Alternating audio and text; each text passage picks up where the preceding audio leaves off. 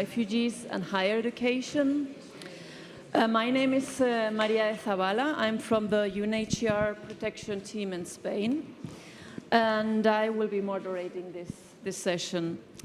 At UNHCR, we are really excited to be advancing initiatives to expand education pathways and solutions with all the organizations and people here in the room today and beyond.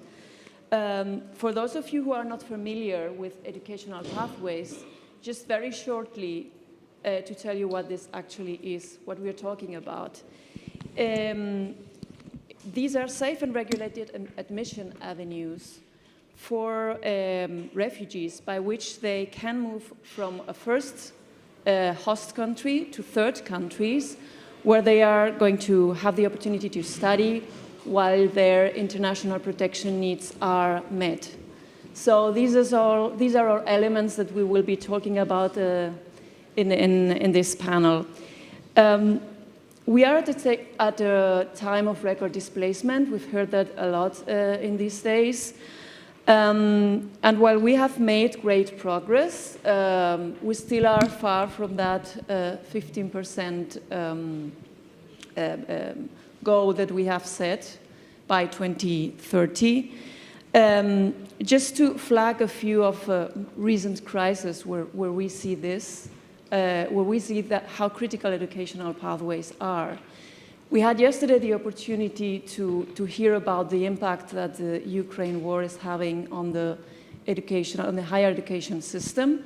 It will take, we can only imagine how much time, effort, and resources it will take to rebuild it.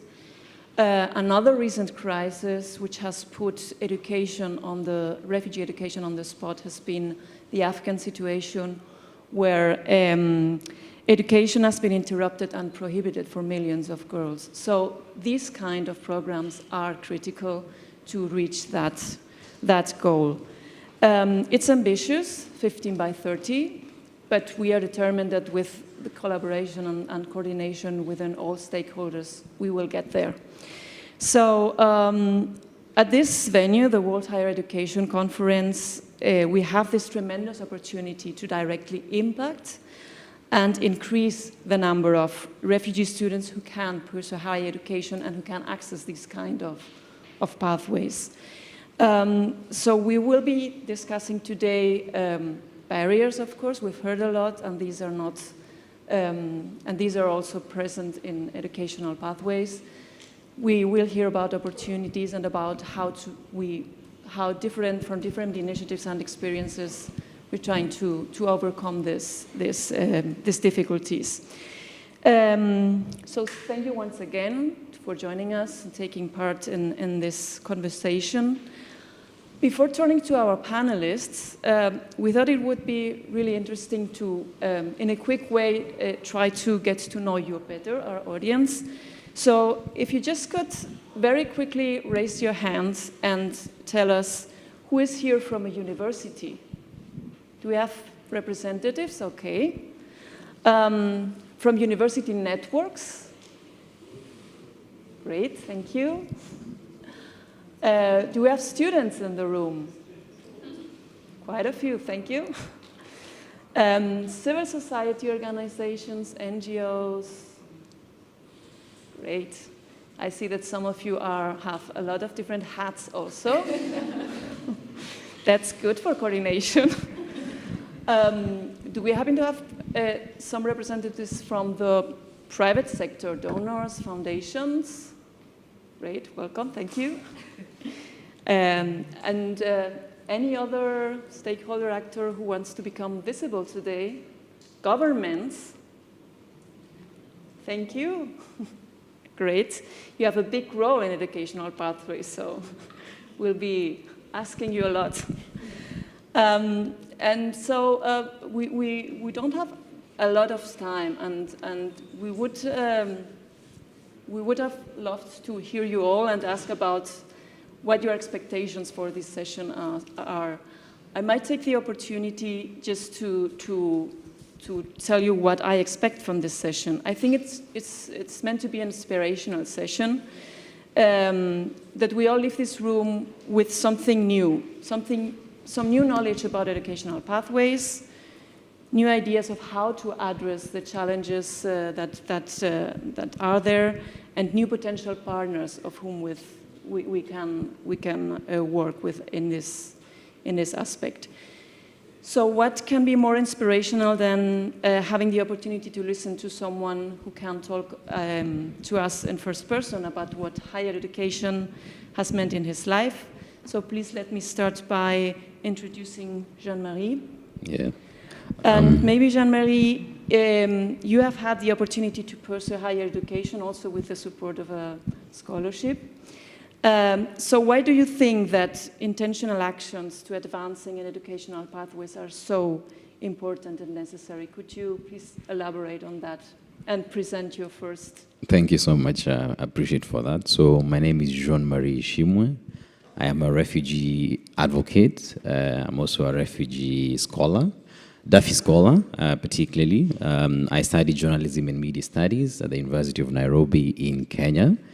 And for the last 4 years, I've been doing a lot of community advocacy, refugee advocacy on issues pertaining refugees accessing education and also accessing after education, particularly for higher education, because in Nairobi, for example, we have so many refugees who access higher education, and then it becomes very hard for them to progress after education. So it's been a lot of the work that I've been doing, and recently we, together with the refugee-led organization that I lead, did a research that tackled issues that refugees are facing, but more particularly giving recommendations that can help support those things that they think it's important. And I think Complementary Pathways is one of the opportunities to see that the 15 by 30 can be reached on.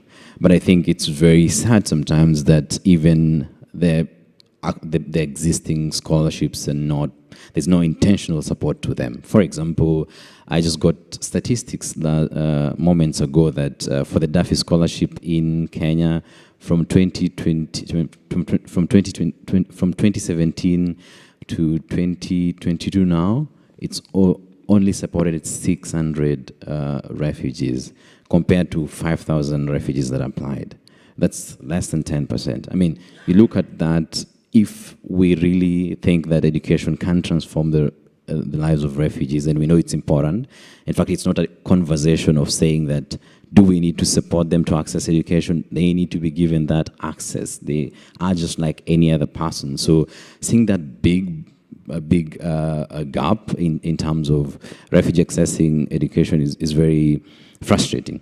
But I'll say for me, as a refugee student, I've firsthand experienced what it means to go to school, given that chance by UNHCR, given that chance by different institutions to access education, has given me as a refugee that feeling that I'm not just someone who should be thinking about this step, but a future step, that I can be part of solutions, I can be part of the community and give ideas around the support that should be needed, and more particularly also that can support the community. So by all means, I think for me, that complementary pathways will in effect reach the 15 by 30, but more intentional support should also be put into supporting existing scholarships like Duffy, like WUSC, like different scholarships that are out there.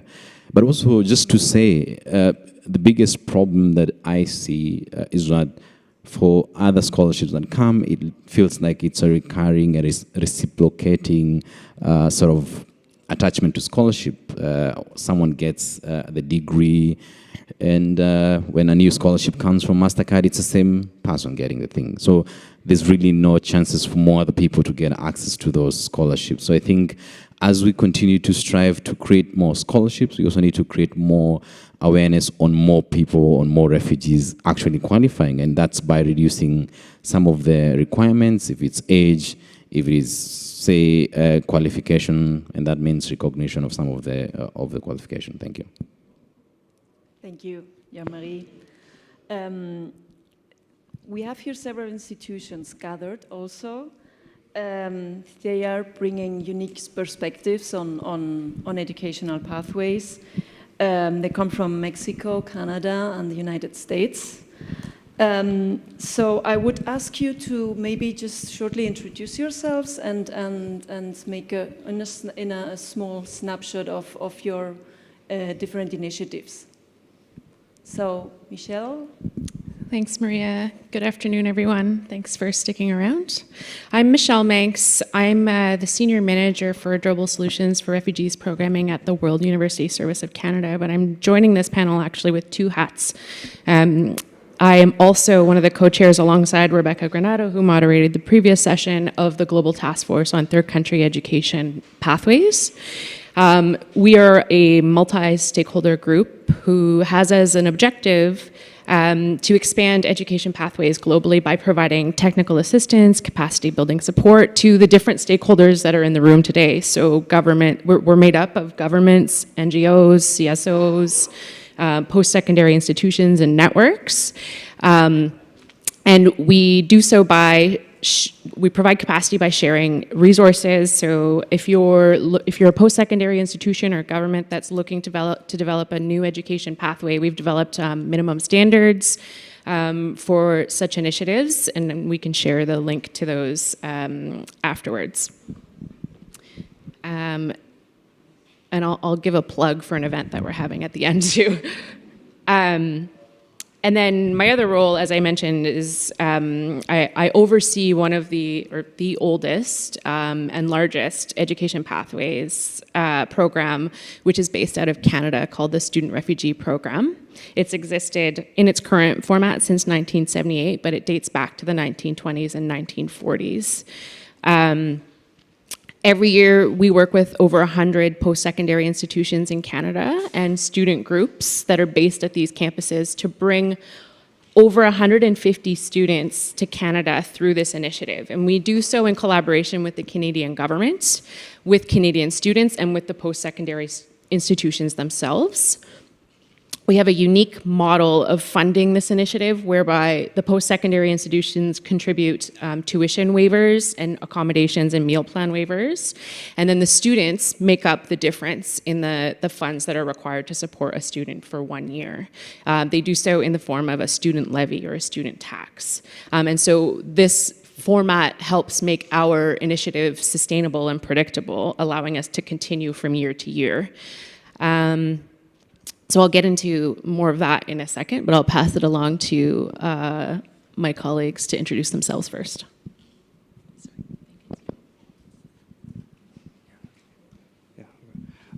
Okay. Hi, my name is Adrian Mendez, and I work for DIME. It was previously known as Habesha Project, still on the screen, but now we are switching to the organization name, which is DIME. Intercultural Dialogue of Mexico. So this is a complementary pathways pathway project that was created in 2014 to provide higher education to Syrian refugees in Mexico. This is the organization objective. And yeah, it was created 2014 to open a pathway from Syria to Mexico in a comprehensive program that was created very much intuitively. Is that a word? Yeah. And intuitively, and over the years we have developed a more comprehensive, more structured program with the support very much of WOSC. When we started, we didn't know there was these concepts, and then as we walk and we discover, and then we start coming to these type of conferences, we discover WOSC, and we approach them, and we start working together very much to follow a structure and to start aligning with different strategies, UNHCR strategies, some complementary pathways, and other strategies, and especially all the processes that include the program today, and that we have been trying to build based on other experiences that exist around the world. Again, I think as Michelle says, WOSC is the most established program on complementary pathways, and we have been in contact with them to copy and paste, as I said, Michelle, everything that we can learn from them in Mexico. So the program, it's a comprehensive program, and I think it is very important to make the note when we talk about complementary pathways that in some cases, as we have seen in the other tables, there is online education and there is education which can be served in the first country of asylum. But there is many occasions in many situations when students, it's not enough to have online education, because maybe you are in Jordan in a refugee camp and it's not enough to have a computer if the whole context around you is not suitable for having like a regular life, and I mean you can have internet in the middle of a refugee camp, but if you open your tent or you open your caravan and there is sand and there is nothing, there is no opportunity, so there is more is required. And so I believe that what complementary pathways do is try to identify those people who do need to be outside that country and taken to another country to insert themselves into a normal society and have this education and then go on in life. So I think this is what complementary pathways offer as compared to the other online courses or in situ education. So I make that point, and I just make another point, which is I come from Mexico, and this program is implemented in Mexico. And we usually, all actors from complementary pathways usually come from Canada, from the US, from northern countries like Sweden, or and so, and as often I get questions like, why Mexico? Like, don't you have enough problems there? And yeah, we do have enough problems, but Mexico is also a large country with a large economy and with a lot of cities and et cetera, et cetera.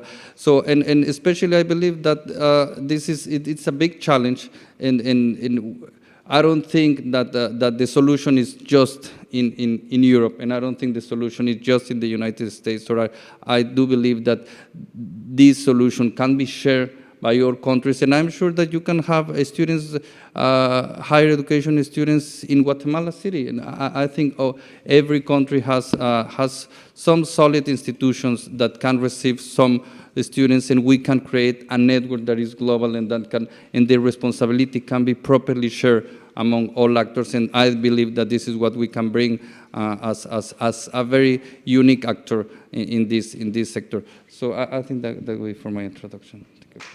Thank you. Good morning. I'm Wes Milner. I'm a professor of political science and international studies, and I'm thrilled to be with these esteemed colleagues, and many thanks to Manal and all the good folks at UNHCR for all their efforts, both this week and throughout. I come at the end of this panel because many folks think of U.S. as a leader in global education, but if those of you who spend any time in it, you know that even though we profess of being progressive and innovative, we're very conservative and very stuck in the past. And I think looking at Mexico, looking at Canada, looking at Kenya and elsewhere, the U.S. has a great deal to learn. And one thing that I've been struck as I've been working in this area for the last 10 years is just the scale. I've been at both public and private universities, and in the U.S. there's 4,000 universities. About 60% of those are public, state-supported, and then about 40%, vice versa, and 40% private. And at the private, they tend to be much more expensive. The public tend to be much more affordable. But there's always this idea of access. And looking at the panels earlier today, and as Adrian was saying, we're very cognizant that 80% of refugees are still in the developing world. Many of them will not be coming to North America. But for those that do, we have to have a comprehensive approach. And the way I was involved, that we had a recruiter that was going, and this was early in 2011-12 with the Syrian conflict, and she kept encountering the diaspora of Syrian refugees and would pick up one saying, hey, we've got a space for you. So one student led to another, and before long we were up to 25 students at a pop. And the thing that I kept thinking was, this is great, and these students enrich our institutions, but it's just a drop in the bucket. University of Southern California, one of the preeminent institutions on the planet, was excited and bragging, get all this press because they had 5 Syrian refugees. And I was like, well, what the hell? How are we going to get to 15 by 30? I mean, we're talking over 500,000 students. So it's lit a fire under me. And now that I'm at a public institution, And in the U.S., we talk about JEDI, justice, equity, inclusion, and diversity. And that really is what we have to see. What is the incentive for institutions? Yeah, it's the right thing to do, but economically and institutionally and from a development standpoint. And a perfect example of the way that we are in not competition, but are behind the curve. I was working with UNHCR in Japan years ago, and then most recently, there were 4 Olympic athletes, and we were very hopeful to bring them to where I'm at currently, Western Carolina University on the East Coast. And we were all set. We were excited. These are world-class athletes. We were giving them all these financial incentives. And I got a call from Rosie Hughes, said, Wes, I got bad news. I said, why? It says, they're going to Canada. And I said, oh. Justin Trudeau welcoming them, giving them immediate permanent residency, a path to work, and this has been a theme throughout. And the U.S., as you can see here, has been very loath to that. And just saying, if you're seeing, and I did say, I'll carry their bags to Toronto. It's the right thing, because even though we were going to give them more money for the first 4 years, it would be fantastic. Long term, it was a much better situation to have that durable solution. So, working with the President's Alliance, this group of about 500 university presidents in North America, and definitely the Global Task Force that Michelle has been working with so effortlessly, really is looking at how do we change this in the United States. Because traditionally we've had, you can come in as a refugee or you can come in as a traditional international student. Never shall the twain meet. So you come in, you get a degree, and then goodbye. Thank you, enjoy, have a good life. We'll see you later, you're not staying. So now, with a great deal of effort and public advocacy, we're looking for a durable solution, a sustainable solution that hopefully we're very, very close to being announced, working with the State Department, Homeland Security, where it would be a 4th path, a P4 pathway for refugee students to come in with, not unlike Canada, that after a year you could have permanent residency, the right to work, and after 5 years, actual citizenship. So this absolutely would be a game changer. It's a public-private partnership. There'll need to be public monies for this, and I would say as a social scientist, it's necessary that we have these policies, but not sufficient. We have to have those financial incentives and those financial supports, and as Raymond and Joanna said in the last panel, so much of that infrastructure at the university that has to be in place that I think that we can talk about later. But Pathway is much more of a higher level than where I see it, but I think the kind of sort of advice I can give is when you're designing it, you're designing it to influence a change. Yesterday, some speakers were talking about international citizenship or increase in international mobility. And I think for refugees, most of them, it's just, for them, it's a lot about the kind of documents they have. So there's really misinformation, there's lack of awareness of the kind of documents they have. So helping and finding frameworks of how they can be supported to access certain documents would be very key. So having grounds for that. For example, I was hearing for most of the refugees who try to apply for the complementary pathways, they find it hard to access the police clearance or certain documents. So could it be that institutions that are designing this to start thinking about how they can support students to actually get other extra papers? For context, I was speaking to someone, and I just wanted to build on what Adrian had mentioned, that complementary pathway might not necessarily mean going to abroad. It could be meaning just somewhere across. And there was this guy who got a chance to go to Kwame Nkrumah University. He's the leader there. And from the guy, he was saying that he would be a great asset to influence guys to come to this school, because it's about accessing education, but more of can they get even extra opportunities and inclusive ways of how they can participate in the economies, and finding universities, finding specific people who can influence sort of that way would be something to look at when you're doing any programming. So this is what is needed, this is the requirements. Can you give education to the kind of documents that are there? Is there certain policies, including work policies, that can be put in place to allow the same? So that's what I would say on a very local level. level, but just to say, I mean, it's more of, guys like Wes and the right, and Adrian and Michelle to do much of the designing, but also to say, it feels that people are glued to thinking that WUSC and say the Scholars Program and a WUSC or Mascard Scholarship are the only scholarships that are there, are the only complementary pathways. I think there's a lot more that just refugees are not aware of, and since they are not aware of, they're not able to apply for. And institutions like, right now, I know Sadiki, who is a colleague of mine, they run an initiative called the Tertiary Student Refugee Network, and they support students to access opportunities. So it's using support systems like Sadiki's to be able to help sort of that. So for me, it's just a framework from the onset.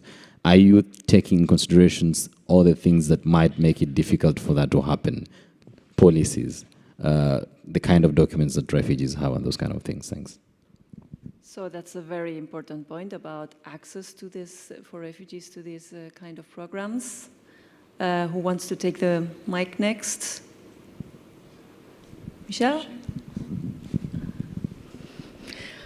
I think there's a lot of elements that are needed to make this work and a lot of partnerships that are required.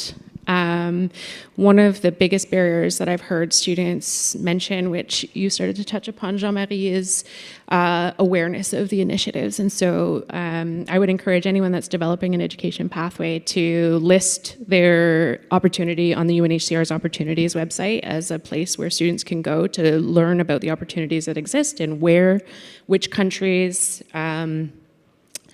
You highlighted some of the work of the Tertiary Refugee Student Network, who works to promote post-secondary opportunities, and they do advocacy as well.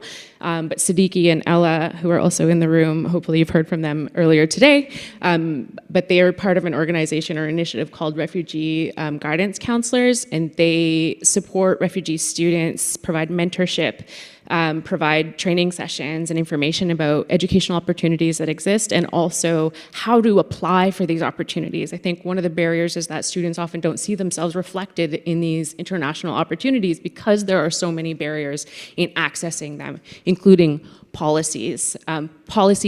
Policies at a national level as well as at a post-secondary institutional level. So when we're talking about international education opportunities, there are barriers that refugees face that other international students don't, including the fact that they may not have a passport that's issued from their home country. They may be, most often, have their student visas rejected because they're from a conflict-affected country, and most countries who are issuing study visas require students to demonstrate their ability to return to their home country. And when they see a student that's applying from a conflict-affected country, they believe that those students will just claim asylum. And so I think a key element of education pathways and students being able to access these international education opportunities is more flexibility on student visas from the part of a government, on having an alternative way to issue a study visa if a student doesn't have a passport. So for example, in Canada, this is not the system we use, but other initiatives in Canada use them. There's temporary travel documents that students can use to receive a study visa rather than having to go to the government of their country that they've been persecuted from to access a passport. Or, as is the case, or as will be the case in the United States and is now also the case in Canada, having a refugee protection system that allows universities to participate in refugee protection activities. So in Canada, and soon to be in the United States and more countries around the world, we have a community sponsorship model that allows universities, private citizens to participate in refugee resettlement activities, and that's what enables us to bring students on a safe and legal and durable pathway to Canada. So I'll let others comment. Thank you. So, to the question of what is required what is needed to make the complementary pathway. So, I always say that this program is two projects. There is two projects within the complementary pathways project, which is bringing the persons from a third country to the destination country, and that is a very complex project, especially when you are bringing people, in the case recently we brought people from Afghanistan, so you have to get the visas, people need passports, people need that, and money, and they have to travel maybe to a second country before they transit to the final country, and so they need et cetera, and they arrive, and that is a project. And then the second project is having the people once they arrive in the country, and that's an even much more complex project, because the person then has to go through the process of learning the language. Or in the case of Mexico, we have a Spanish course for 1 year, and documents in a different language. You have to validate them before so they can be valid, and legal migratory status, and then the university. So it is a very complex project which has many projects within. So I believe that what is required to make a complementary pathways is comprehensiveness. You must think of everything, and what we do, and I believe WAS does, and we do, is we play this role of an engine that it makes it makes all the elements, because you have the universities that want to participate, you have the actors in the stakeholders in the second country that want to refer, and you have so many elements, so many stakeholders around that are interested, that want to participate, that want to do something, but cannot make it happen by themselves individually. You have to be that element, that coordination element, that engine that puts them all together to work and make it happen. So I believe that is that's the important role that we play as WASC, being that engine, Habesha in Mexico being that engine, and so yeah, comprehensiveness. That would be my answer. Yes. Nice word. I think building on both that comprehensiveness and the cooperation, and in tying into that the previous session, if we're going to look at that scale, yes, we definitely have to have the policies at the national level, the provincial level, the local level. And in the U.S., you may know that each state, each province has their own requirements for domestic students and international. And there's a real prejudice, even for out-of-state students. Like here and where I am in North Carolina, we're limited to 18% of out-of-state, including international students. I said, oh, Lord, we're going to have to raise that. That's not going to work. And the costs are much higher. We're subsidized. So in U.S. dollars, our in-state students pay $500 US for a semester and $2,500 for out-of-state, out-of-country, which is very, very reasonable for U.S. standards, especially for private institutions, but even for public institutions. But weaving in that comprehensive and that collaboration, I think if we are going to reach the scale, we'll have to address those financial and regulatory challenges for the pathways to North America. But as Jean-Marie was saying, that in the previous panels as well, how do we expand this globally through the Global Task Force to really have a very global, comprehensive approach? And I know UNHCR is working toward this, where we can address those 80% of refugees who are probably going to be much better served in closer regionally countries, and that's the key. But I think back to that cooperation, we cannot look at it as competition, but say, what can we learn from Mexico? What can we learn from Canada? What can the U.S. learn from Africa? Of saying, okay, we can share those best practices, and God forbid, even share some of those finances globally to say, how do we actually achieve that 15 by 30, which I think we can, but it's going to be much more comprehensive and much more collaboration. So you've tackled quite a few barriers there, and maybe to transition to a next question. It's how do you make these programs sustainable? I mean, not the programs, but the pathway for the refugee students. It is critical. We've seen it throughout the morning to make programs sustainable for the refugees. It's not only about access, it's about getting to the end of the studies and beyond. And that becomes especially critical in this kind of programs where you are bringing persons from one country to another, and you have to be sure that you are providing a durable solution. So what do you think that are enabling factors for that within the programs you are designing and you're working on?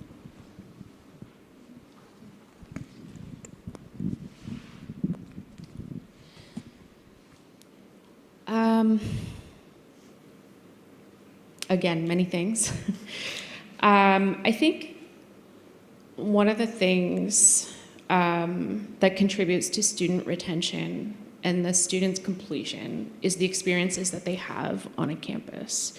And so it's really important to, when you're starting initiatives like this, to ensure that you're creating an enabling environment, a welcoming campus for newcomers and for refugee students in particular.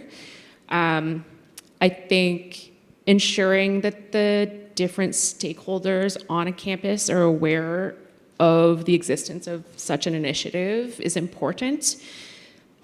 Because, again, refugee students may face challenges that are possibly caused by their displacement that other students may not face. And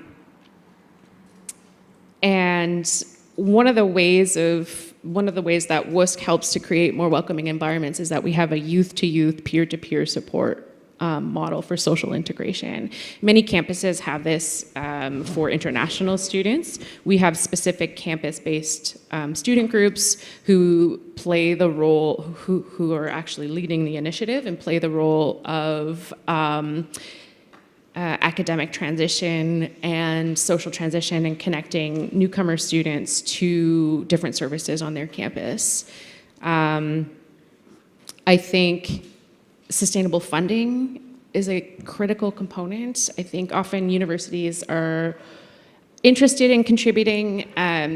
Sometimes universities will contribute a scholarship or a partial scholarship, but when you're a refugee and you're not able to secure your own financing, as we've been hearing over the past couple of days, it's important to have comprehensive financing for the duration of student studies, or at least the ability to access financing. So in a Canadian context, because students are permanent residents, they're able to access funding from Canadian government or provincial governments. But in many other cases, when students are international students, they can't get funding from their country of asylum, they can't get funding from the receiving country, they can't get funding from their home country. So it's really important to incorporate that piece. Or students won't be able to continue their studies. And we've seen that when scholarships are interrupted and there's no more funds for, unfortunately, let's say DAFI scholarships are reduced in a year. Students are not able to complete their studies. So I'll leave it at that and pass it down. Thank you. So again, I think comprehensiveness is my answer to that question. You need to prepare everything, and I like to also follow up on what Michelle says, making more welcoming campus. You can do everything right, and you can do all your things right. You can make sure that the process, that the visa, that the papers are good. But then, and let's make the point, and let's remember that as we talk about higher education for refugees, this session is complementary pathways, which means somebody was in another country and traveling to another country. So let's separate from other sessions, and let's remember that there is usually, if you are a Syrian and you go to Jordan, that is not complementary pathways, and your culture will be similar, and you will not face these challenges. Or as our colleagues that in Mexico, that there is refugees coming from Central America or Venezuela, or it's easier because it's regionally is closer, and culturally the language, religion, etc., it will be the same. But when we talk about complementary pathways, we're talking about somebody coming from a different country, and so I follow up on what Michelle says of welcoming campus, on preparing the people, on preparing the administrators of the universities, and preparing even the students, classrooms, that they understand what is these new people coming, what is their culture, what are they facing, how can they be supportive, and how can they really facilitate create this environment to make it easier for people to integrate, to make friends, to understand the new life. Imagine like somebody coming from Afghanistan and then certainly comes into Mexico. It's such a, you have to walk the people through that process. And so now we're actually, WAS does it very well, and we are, and I think you should pay me now. But WAS does it very well in having a different approach, and this is what we learned from them, from WAS when they said, we still see it as in Mexico when we promote this, oh yes, we want to help the refugees, and WAS says, we want to make our society diverse and inclusive. So the beneficiaries are not the refugees, the beneficiaries are the Canadian citizens. And we want to move to that approach, and this is what we try to insist when Mexicans say, oh yeah, I want to help the refugees. Like, let's make our society better. Let's make our society more diverse. And having them makes our communities wealthier. And I think that approach is the right approach. So welcoming communities. I also concur with Adrian about diversity. I think it's very important. As I'd mentioned when I was starting, that inclusion is key. Every time we're speaking about certain specific people, other people feel excluded. So having that constant conversation of including everyone from the onset of designing is something key. For me, in terms of sustainability of the project, I think supporting the existing student networks. Students are the ones who access these opportunities, and just supporting them to support other refugees would be key, so that people know this is the way to go, this is how the culture is, and not just to talk about a lot of those things, but just, I mean, there's a lot that I can learn from someone who've already accessed the opportunities. How they navigated through the process, what they did to get certain documents is something key. That would work, and I think importantly it's just to empower them to do that more. Secondly, I think when you talk about the same, it's hiring refugees also. We in Kenya or in East Africa, we've been having this saying for a long time, that nothing for refugees without refugees. But for some reason, sometimes I feel it's the development actors are more quicker to do things without involving people, and it turns away from not just being nothing without refugees, anything for refugees without refugees is against refugees. So it's very key that we include the exact people who are facing these issues. When Michelle and the rest of the team, or Wes, when they're trying to walk through the process and help people to understand how best they could do that in framework, in policy, involving the refugees themselves, helping them and hiring them to be part of those systems to give ideas, give feedback, give better ways how to do, because you don't want to do reverse solution finding. I mean, you just want to start with the solution onset. So going back to the people that are taking this, like, are supposed to benefit, of course, with inclusion, that it's the people. And yesterday I was talking about refugees not being a burden. So that constant involvement of refugees to see that, to show it's not a perception of them being aid seekers, but actually people want to contribute to the communities. And lastly, to say, we have a session, as Arash had mentioned. We want to tell you about these experiences. We want to tell you how we could help each other in this journey for complementary pathway, in access of higher education, because education empowers communities, and we need to be empowered to be able to lead the communities we want. Thank you. Thank you, Jean-Marie. I'll just underscore my colleagues' idea of comprehensiveness and really expanding and building on existing, most universities have infrastructure for international students, but obviously the requirements and needs for displaced and refugee students are much, much higher.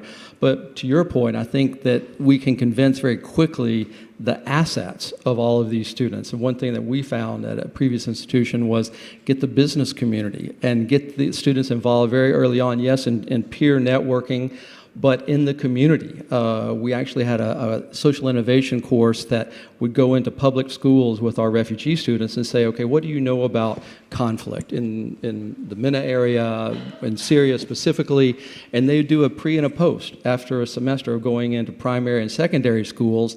And this got students into the community and questions of, wow, what is this? What is Islam? What is Syria? What's the conflict like? And what is the greater question of displaced and refugee students? And so that created an intercultural and really an interfaith dialogue. So we had a number of congregations, Judaism, Islam, Christian sects throughout the region, that was really a platform, and these students were integrating, but really stars. And I would underscore also what was said, is that very early on we started placing these students in internships in these high-impact practices, and they became the biggest advocates. So these corporations said, give us more of these students. They're the best. There's no plan B. They're the best students.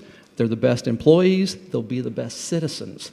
And it's not crazy liberals at higher education. This is corporate. This is big corporations going, oh my God, this is our answer to competitiveness globally in a global economy. And I'm saying, yes, you've done it. It's not us saying it, but allow the displaced and refugee students to do it by example. And we found that that's the best advertisement, absolutely.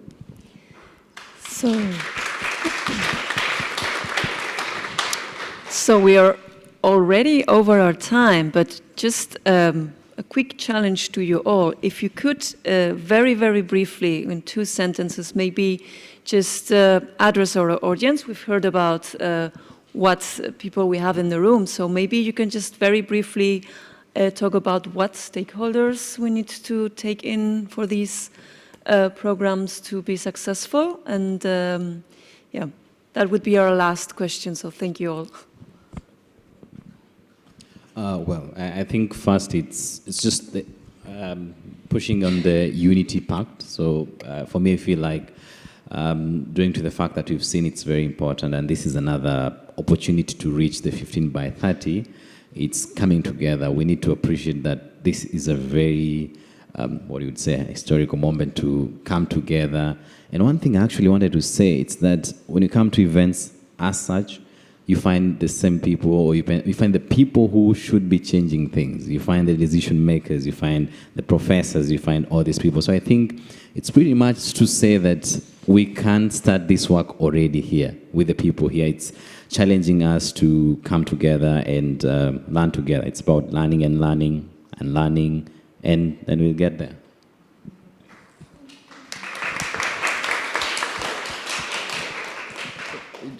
Brief. I said comprehensiveness again, and I will expand. And I think that there's another word, coordination, and because again, these projects goes into different countries, transit countries, etc. So what I really like what is happening now in North America, and Mexico is in North America, because. Because we are having this program and we have this communication with WOSC and with ISO and with so many actors, and now we are communicating with President's Alliance. And so in this case, we are kind of, and this is something I believe we are bringing something positive in this, having this North America doing these programs. America is behind. Right, the U.S. is behind, and having this constant communication, and we have contacts with the President's Alliance, and I guess for them is becoming more naturally to say, okay, Canada is doing, Mexico is doing it, so it becomes more. It comes more naturally to say, okay, these things work. It's happening, and we're making some sort of sandwich, right?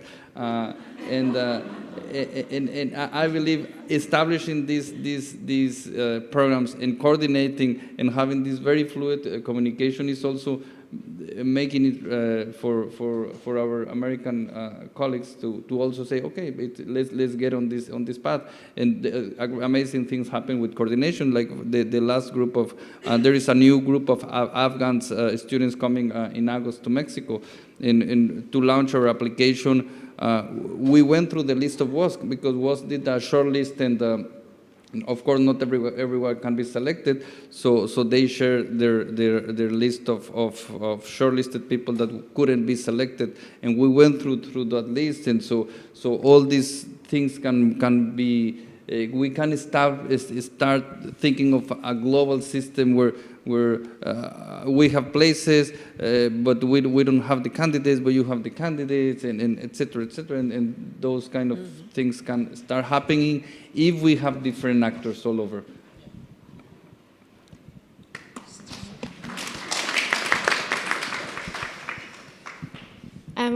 We talked about flexible federal policies. We talked about institutions building the infrastructure. We talked about funding. We didn't talk as much about language training. And so that's something that I know Habesha, now I'm promoting you. Habesha Project does really well. They provide a full year of language training upon arrival of students. They sponsor Syrian students and teach them Spanish, who then go on to study in Spanish at a bachelor's degree level after their first year in Mexico. And so I know this is an issue that's facing many post-secondary institutions around the world that want to do something, but maybe they teach in German or Portuguese.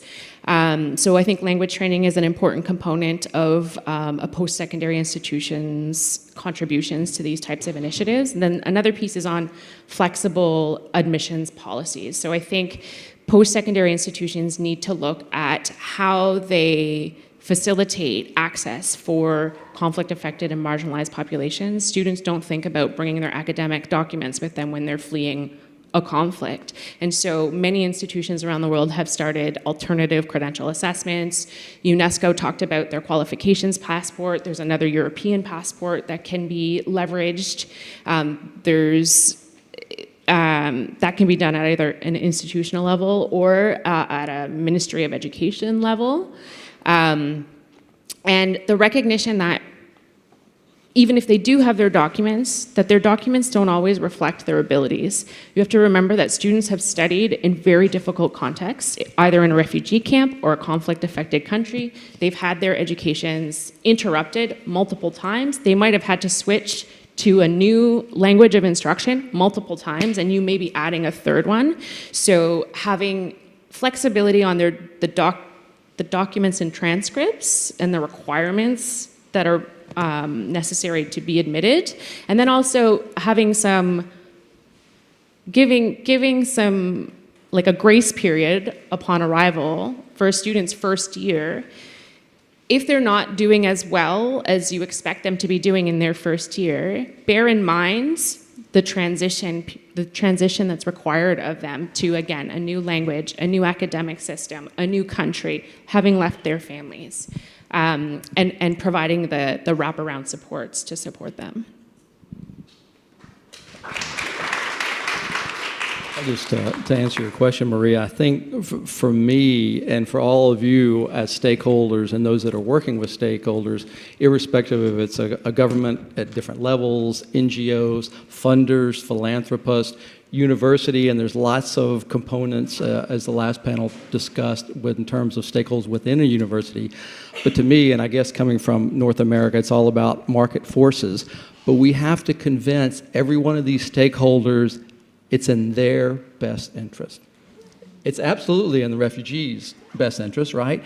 But it's in society's best interest, but it's in their self-interest. A corporation, a government agency, an NGO, and if you can argue that, it's unstoppable because it's saying, I'm doing it, I don't care if it's what's right.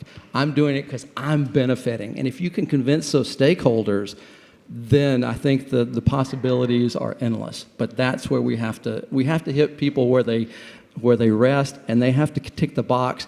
Yeah, they have to feel good about it, but they have to report to their supervisor and say, I did this because it helps my agency. Oh, well, great. Let's bring in more of these refugee students. So that would be my argument. Well, thank you really all, and thank you all for also the overtime.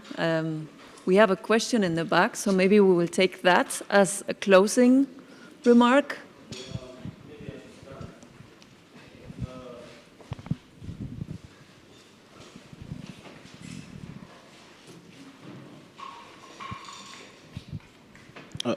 Thank you for this opportunity.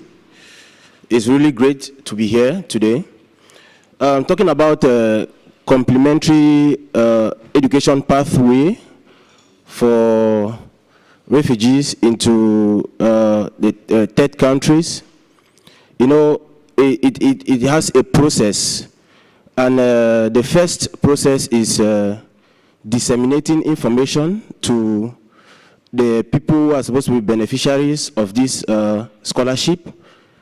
And not just that, but secondly, the selection criteria is very, very important. Because when you give a scholarship and then you emphasize that beneficiaries should have a GPA of at least 3.5 or 3, it becomes upset because, you know, we come from different areas where people study, at times there are some people who study in harsh conditions, and they cannot really do well like other people who study in very calm condition. Now, the fact that someone doesn't have up to a GPA of 3 doesn't mean the person is not intelligent. Because there is no way you will tell me that if I study in an environment like this, cool, calm, without any distraction, I will not be able to have at least 3.5 GPA on 4. What would I be doing? You know, when you look at like Africa, most of the times you see people will divide the time that they were supposed to take. Let me say, for instance, they were supposed to be in school like 8 a.m., and then maybe at 2 p.m., they go back home, but they will come, at times come, and then maybe like 10 a.m., go back home, go to look for something to do. At times, stay out of school for like 2 days just to hustle, to get something. You know, those conditions, they actually help students to have poor grades. And again, if you look at a situation where, like, you look at a UNHCR scholarship for Cameroonian refugees in Italy, and if you look at it, it is emphasized that the degree should not be older than 2017. Was this scholarship really for Cameroonian refugees? Because the war started in 2016, and many people left towards the end of 2016 and others in 2017, and you expect the student to have a degree that is maybe in 2018 or maybe 2019, when maybe since the person escaped, the person was forcibly displaced from Cameroon, maybe to Nigeria or other countries. The person have not had access to tertiary education in order to have a degree that is within that period of time. So, to me, the UNHCR scholarship is not actually for Cameroonian refugees, because they emphasize that the students, the degree should not be gotten before 2017. So those are the problems we have, because they should. In fact, what I'm saying and emphasizing is, if they can like be soft in when talking about the selection criteria, so that when for refugees who have access to this, they should also have the opportunity to be beneficiaries, not just having the information and then you look at the criteria and then you see that you are not qualified for the scholarship. Thank you.